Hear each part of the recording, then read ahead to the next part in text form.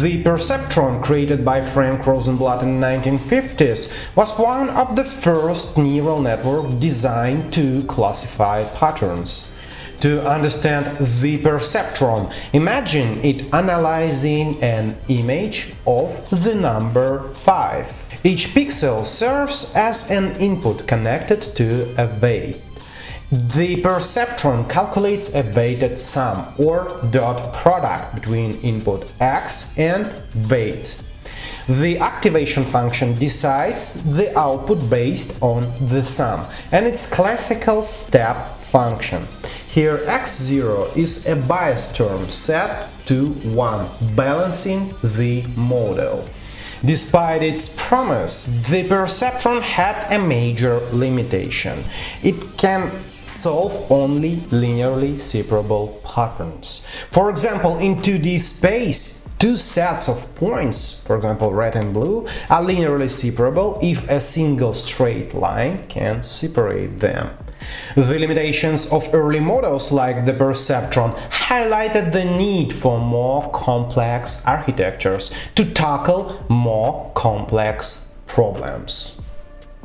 And let's start from the data. We generate two spirals and then add noise to the spirals and scale the data to fit the specified X range and Y range, and return data with the labels. So you can check this function, link to this notebook under the video. And now let's use this function and generate 500 samples with the noise 1.5, and I just want to fix the randomizer with the seed equals 1, just for reproducibility.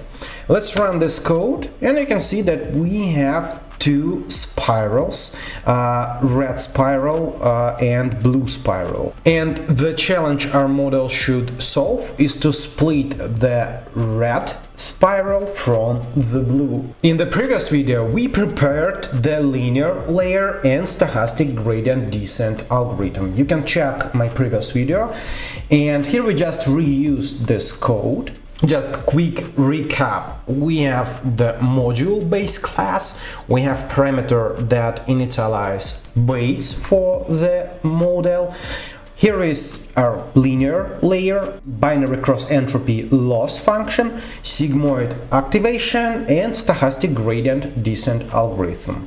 Also, we have this plot decision boundaries that helps us to debug the results of the training. Okay, we have everything that we need to build the single layer model.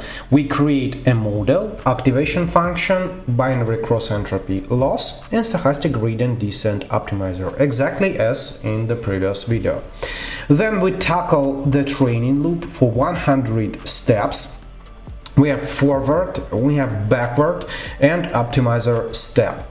Let's create a model and run this training loop. And as you can see, we started some optimization, but then it's totally stuck. Yeah, we totally stuck in the local minima. Yeah, it's 0.6310. Yeah, we have no movement at all. Let's visualize the decision boundaries. So this decision boundaries reveals that the stochastic gradient descent optimizer is stuck in a local minimum, and the model's complexity is insufficient to solve such spiral pattern.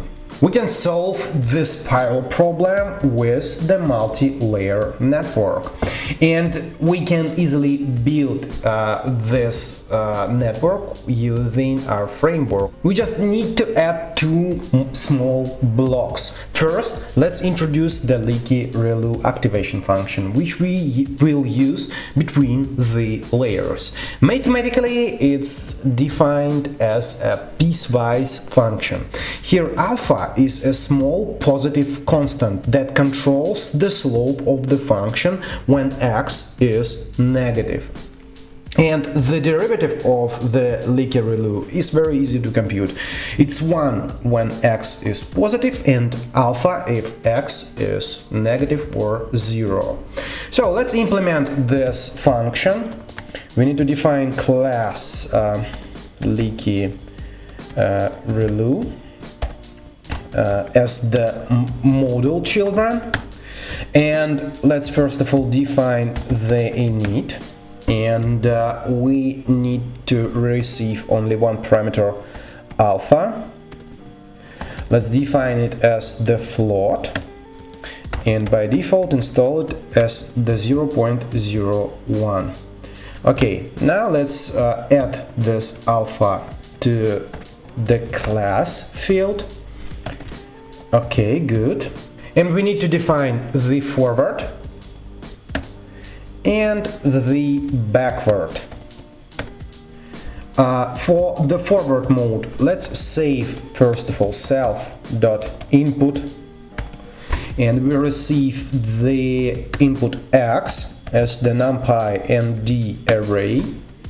Okay, and we need to save this input to the variable self input for the backward mode, and we need to return numpy.where. We can implement the piecewise logic with numpy where, and we need to install here the condition like where x is more than 0, and if x is more than 0 we need to return x, and otherwise we need to return self.alpha times the x. Okay, I think that this is just the clear implementation. Okay, and for the backward mode we can define the variable dx. We know that we need to return 1 if x is more than 0 and alpha if x is less or equals 0. So we know that we receive the derivative out variable as numpy and d array, and for the positive value we need to define 1. So we can create numpy once like, and we have the self.input. So we just define the matrix that looks like an input, and as the step number 2 we need to change the matrix in places where x is less or where self.input is less or equal 0. So, and we know that we need to install self.alpha because we need to return alpha if x less or equals 0. So it's exactly our result, yeah, that we need. And we utilize the chain rule. It means that we need to return the d out times the dx. Okay, I think that this is the clear implementation of the LeakyReLU. We have forward and backward methods for the backpropagation and training process. And the second piece that we need to add is the sequential class, which allows us to compose multiple layers into a single sequential model. Let's define the class sequential, and it's just the children of the module. Okay, let's define the init method, and we receive the layers as the argument of our sequential class, and we can type it as the list of module. So we receive the list of modules that our sequential model just compose, yeah? So let's install the property layers as the layers, and now we can define the forward. Okay, we receive the input x as the numpy and d array, and we need to iterate through all of the layers. We have these layers, yeah, so we can use the variable layer in self.layers, And now we need to call all the layers sequentially, yeah? It means that we can use this variable x and call layer.forward and put the x as the argument of the forward for the layer, yeah? And finally, we need to return our x. So we sequentially put the input for each of the layer and return the final result.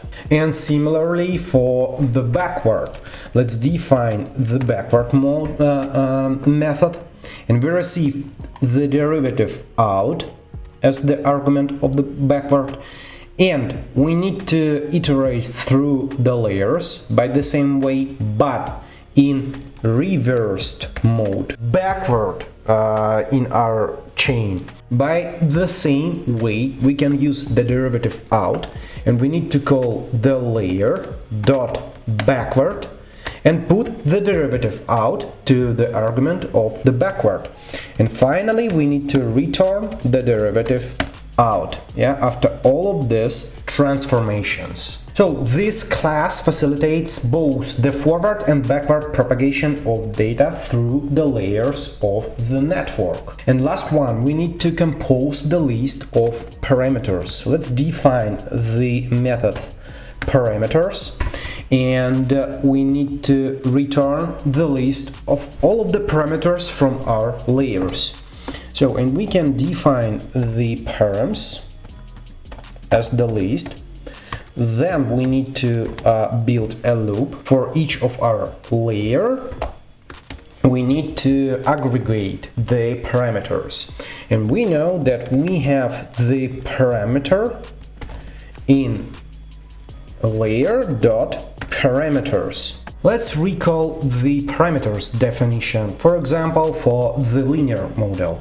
And as you can see, we have this name property in the parameter, and it's not unique.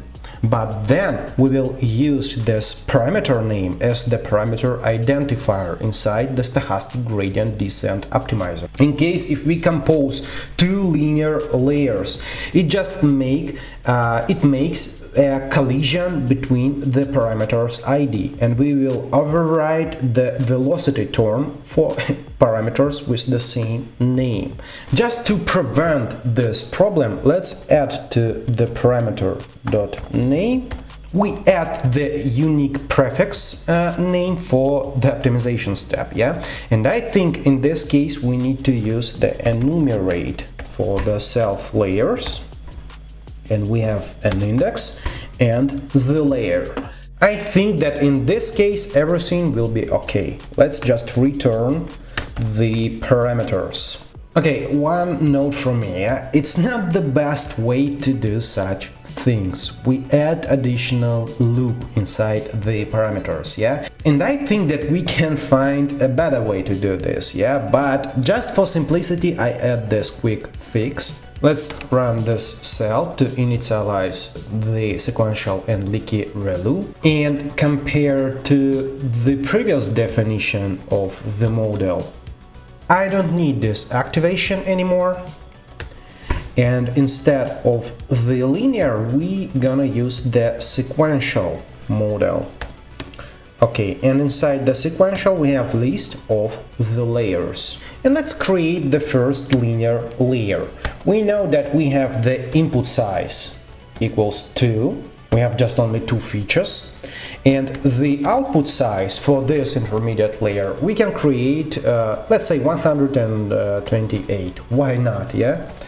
And init method, let's use the leaky, because for the activation function I wanna use the leaky ReLU. And let's use the leaky ReLU with default alpha. Okay, as the second layer, let's use the linear, but we know that we have 128 neurons, let's call it neurons, yeah, and output size, let's say 64, and the init method the same leaky.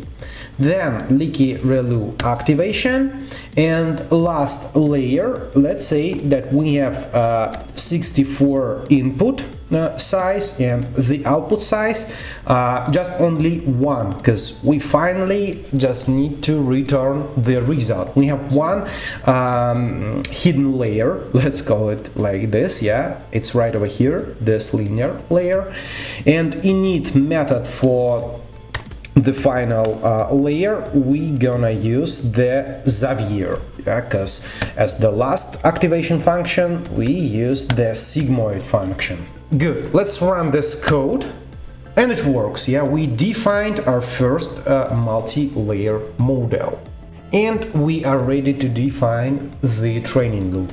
Let's install the number of epoch to 500, and then let's create a loop epoch in the range for this chosen number of epoch. We need to run our model in forward mode, and we know that we need to call the model x, because we use this x as the training data. Yeah, you need to remember that we have x and y target defined as the training data. Okay, and here we just need to define y predicted. When we run the model in forward mode, we predict the result. Then we need to compute the loss, and we use the binary cross entropy, and we need to compare the y predicted with the y target. Before the backward step, we always need to remember about the zero gradient, yeah, because every time we need to start the computation of the gradient from zero. And the second step is the backward mode. Let's create a variable gradient, and we need to call binary cross entropy in backward mode. And we have the same parameters, y predicted and y target, for the backward step of the binary cross entropy. And then we need to call the model dot backward and put this gradient to the backward step of the model. Okay, good. And last step, we need to call the optimizer dot step, and we need to provide our model for the optimization, and we print the every epoch our loss. Let's run this training loop. Okay, and I see a small trouble. Yeah, right now we have unexpected behavior. Yeah, our model just bouncing around. You can see that our loss lower and higher, and it's just bouncing around some local or global minima. Looks like our learning rate is too high, and let's decrease the learning rate to 0.001 and install 1k training steps. And right now let's rerun our training loop. And here we go. You can see that finally we have a very good score. And let's plot our decision boundaries. And you can see the result. Finally, yeah, we have a model that clearly separates our model is clearly separates the spirals. We have two spirals, and definitely our model just defined the boundaries correctly. Deep learning has transformed from a theoretical concept to a practical tool. With the right architectures of the network, the potential is truly limitless.